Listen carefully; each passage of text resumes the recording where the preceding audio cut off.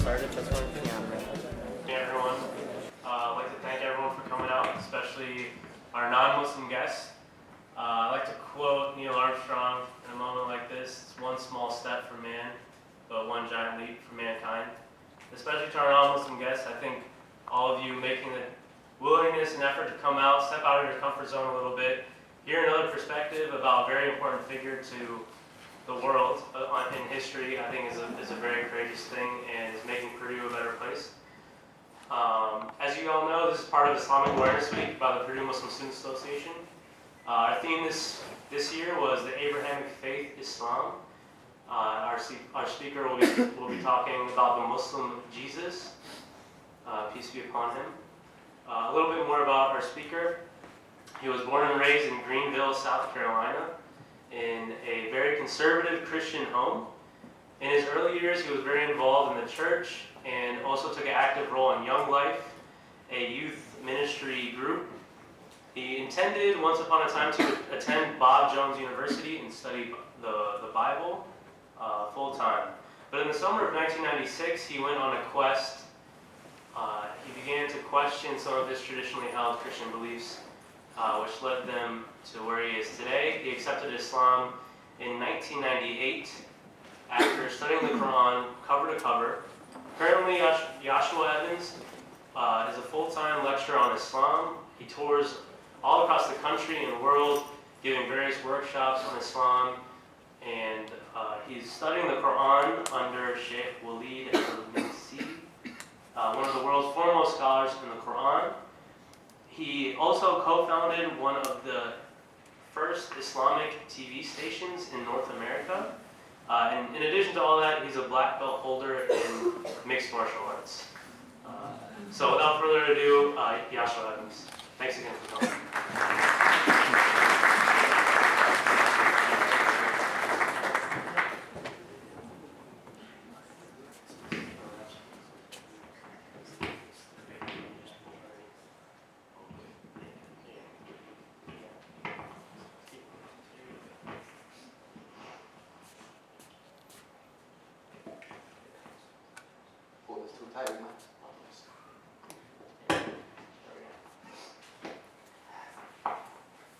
Assalamu alaikum wa rahmatullahi wa barakatuhu to all of my Muslim brothers and sisters, and welcome to all of our guests.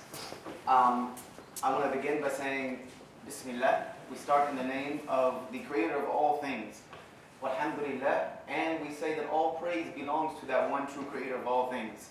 Wassalatu wassalam ala rasulillah, and we ask for the peace and blessings of him to be upon his most noble messenger and all of the messengers who preceded him. Now, I normally never start any lecture with an apology because I'm far from an apologetic, but tonight I will apologize that I am in the middle of a bronchitis bout, so my voice comes and goes, I sniffle, I'm going to cough a lot, so please forgive me, and cameraman, please forgive me, it's going to be a rubbish recording. But before we get too deep into the topic of Jesus, and I'm sure some people probably wondered why the title was the Muslim Jesus. The Muslim Jesus seemed to be a bit controversial. But I hope by the end of this you will understand exactly why I and the organizers chose this very exact title. And in order to do that properly, before I can even explain to you the Muslim perspective or the Islamic perspective of the personage of Jesus Christ, who we do use the word Christ because it is from the Greek Christos, which means the anointed one or the Messiah, and in the Arabic he is known as Al-Masih, which also means the anointed one, the Messiah, the Christ. I must first tell you two things that make a lot of things that you will hear about Islam, a lot of things that you will see on the TV about Islam, come into proper perspective if you understand two words. Because there are two words that are the entirety of a faith of a fifth of the world's population and growing very, very rapidly to become 1/4 of the world's population. Very soon, 1 in every 4 people will be Muslim. So it's pretty, it behooves most people to understand these terminologies. Now, I am first going to ask a question to everyone, and a question specifically to my Muslim brothers and sisters. First and foremost, how many people in this room are Muslim? Raise your hand. You're Muslim right now. About a majority, hands down. How many of you in this room, and I don't use the term non-Muslim, never, because of the simple fact that non-Muslim is a form of negation, that you are not Muslim and cannot be Muslim. I use the word not yet Muslim because everybody has potential. I'm living proof of that. How many people in this room are not Muslim right now? Raise your hand. Actually, we're not a majority. Good, hands down. Now, for all of my not yet Muslim guests, how do you feel being surrounded by all of these terrorists? I mean Muslims. You know there was that many of them in Indiana, yeah? There's a Freudian slip. No, you should find yourself in good company tonight. And if you are not welcomed as a guest, if you have not been greeted, if you have not been smiled at, if you have not been offered anything, then please complain. Because it is part of the Muslim etiquette to treat guests as well as we would treat our closest family members. And if you do not find that, then that is a lack of etiquette from the Muslims who are attending tonight and not the religion itself. Because the religion teaches to treat guests very, very kindly. Even guests who might be enemies with you, you treat them as you would treat your own family members.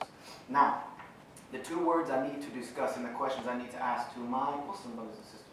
We have to find out what two words mean tonight so that we can understand Jesus from the Islamic perspective, or why I would say the Muslim Jesus. Now, the religion that the Muslims in this room follow is called what? Good, you can talk, it's interactive. When I ask a question, it's not rhetorical. Islam. Islam. How many of you in here in this room follow Islam? Raise your hands. Okay. If you follow Islam, then you should be able to answer this next question. What does the word Islam mean? Submission. Is that it? Just submission. Peace. Does it mean just peace? Surrender. Just surrender? Because we have three words already. For one word. Obedience. Obedience. That's four. Anybody? Look. And this is why I do this, because this is just as beneficial to our Muslim guests as well as our non-Muslim guests. The word Islam is an Arabic word. It's an Arabic word. Therefore, it needs to be understood from its original language. The word Islam, as well as almost every other Arabic word, comes from a root system. A system of letters that are comprised together to form a basic meaning, and then from that root word or those root letters, many words can be derived that have a similar meaning to it. The word Islam takes its root from three letters. What are those letters? S, Sin, L, Lam, Mim. Salama. The word salama means peace. It does mean peace, salam. The word salama also can derive a meaning of surrendering, as was said, surrendering, obedience, as was said. Basically, when you put the word Islam together in its construct, the best definition that I have ever been able to come up with in the English language, or have seen in the English language, is that Islam is a way of life where one gives obedience to the Creator above everything else. They surrender to the Creator above everything else. They try everything within their heart and within their life to serve that Creator above everything else in order to live a life of peace in this world and in the next. And that's it. That is the religion of Islam. The end result is peace. Most people say that the religion of Islam means peace. Well, peace is a result of something.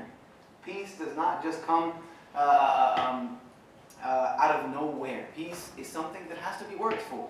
And as a Muslim, in order to obtain that peace, I do so by surrendering, being obedient to my Creator every single day of my life. And therefore I obtain peace. And that peace comes from the Creator. I am surrendering myself and obeying.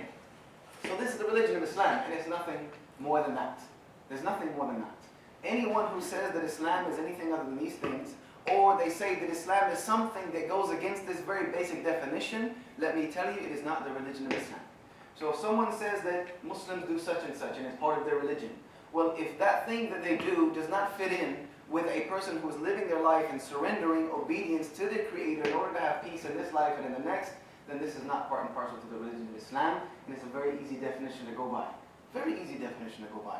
And what you will find is that what you see in the mainstream media, what you'll read about Islam in the newspapers, in the magazines, in the periodicals, is not fitting this definition. It's not fitting this definition. And I don't care who's doing it. It's not Islam. Now, along with this word Islam, there's another word that must be understood. And that is the word Muslim. Because the people who are adherents to the religion of Islam are Muslims. But what does a Muslim mean? If you ask any average American walking the streets, what is a Muslim? You would be very surprised. Most of you might not be surprised at some of the things that you would hear that are so far away from this very definition. And it's a simple definition. What does the word Muslim mean?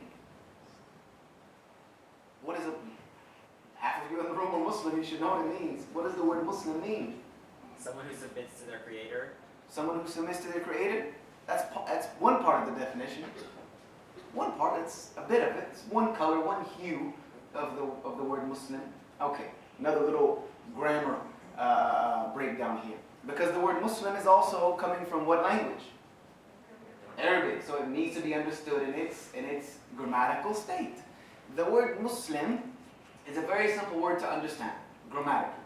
You take the word Islam. Now, if I wanted to connote this in the English language, and I am far, far from being very good at the English language, believe me, I was born and raised in the South. We don't have grammar. We don't. Everything just goes together. We make one sentence, one word, and that's just the way it works. But I'm actually a lot better with the Arabic grammar. But in the English language, if I wanted to connote a person is doing a particular action, how would I do that in the English language? I would add something to the end of the word. ER. You add ER to the end of the word, and it connotes the person doing the action. If I'm talking, I become the what? I'm the talker. I'm the person doing the talking. If I'm walking, I'm the walker. I'm the person doing the walking, etc., etc., etc. Now, in Arabic, there is an exact similar grammatical ruling, except it goes at the beginning of the word, and it is only comprised of one letter. It's comprised of one letter. Anyone know what that letter is? M. Meme. You put a meme at the beginning of a word denoting action, and it denotes that that person is the doer of that action. For instance, how many of you in here have heard the call to prayer? You've heard that song that sounds like chanting, going, calling to prayer. That's what they show on TV all the time when you hear documentaries about Islam, or you see movies within a Muslim country, the call to prayer is going on. What is this call to prayer called? It's called the adhan. The adhan. A-D-H-A-N if you want to say it in English. Adhan. Now, there's a person physically doing that. Adhan. That person is called what? The mu'adhin. The mu'adhin. Because you put a meme at the beginning of adhan, and you say mu'adhin, it means the person who's calling the adhan. The mu'adhin. The person calling the adhan. Now, let's take the word Islam that we spoke about earlier, which means someone who submits, obedience, surrendering to the Creator in order to have peace in this life and the next. Now, if you want to connote that there's a person that is doing that, you do what? You add an M to the beginning of that word Islam, and it becomes what? Muslim. Grammatically, it would become Muslim. So the word Muslim only means someone who does Islam. Simple. Someone who does Islam. Very, very simple to say. Someone who is living their life every day, surrendering, obeying their Creator in order to have peace in this life and the next, is a Muslim. Very, very simple fact. That is why I termed this lecture the Muslim Jesus. Because this is what it means. Someone who surrenders themselves to their Creator to have peace in this life and the next. This is Islam and Muslims. And that's all it is. And that's as simple as it is. Getting beyond that is just getting into scholarly lectures, which is not needed. It's not needed. We need to understand Islam and Muslims from their basic precepts. That's what the world needs right now.